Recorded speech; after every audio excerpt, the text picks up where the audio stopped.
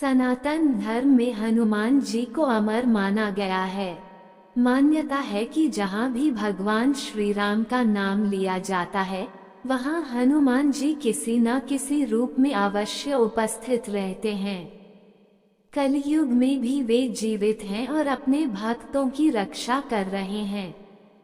ये कथा उसी रहस्य को बताती है कि आखिर कलयुग में हनुमान जी कहाँ रहते हैं और कैसे अपने भक्तों की सहायता करते हैं।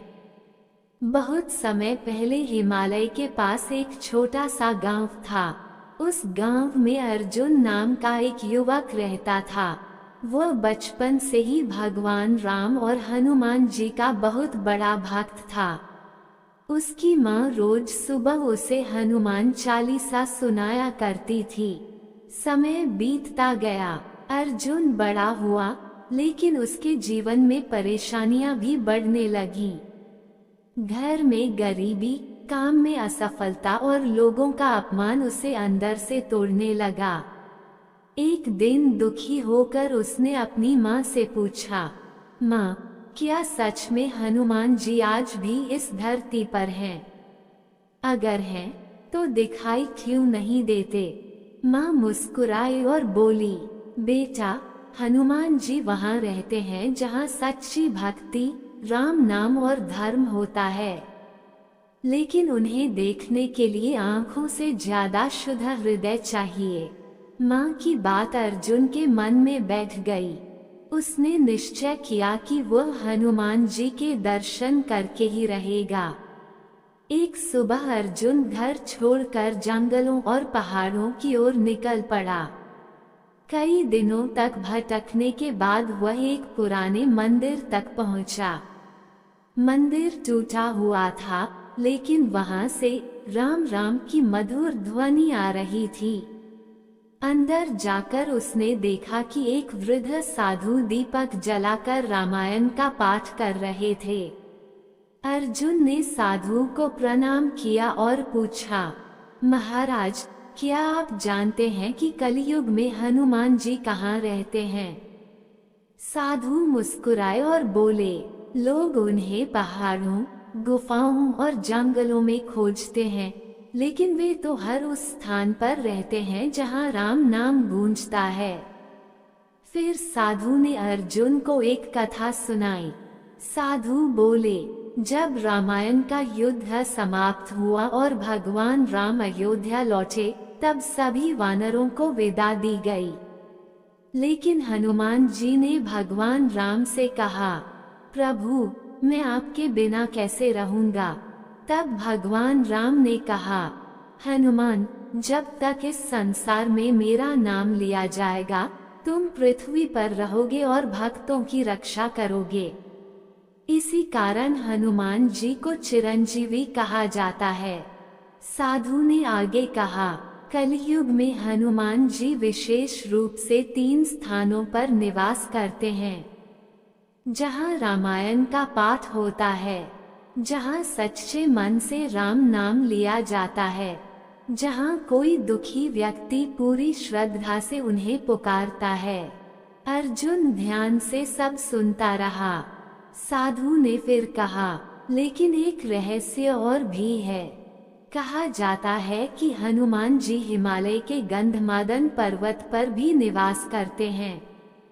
वे वहीं से पूरी पृथ्वी पर अपने भक्तों की रक्षा करते हैं। रात हो चुकी थी। अर्जुन मंदिर में ही रुक गया। आधी रात के समय अचानक तेज हवा चलने लगी। मंदिर के दीपक अपने आप प्रज्वलित हो उठे। अर्जुन डर गया।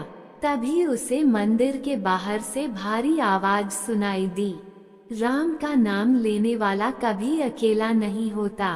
अर्जुन बाहर भागा। उसने देखा कि एक विशाल वानर आकृति कुछ क्षणों के लिए आकाश में दिखाई दी।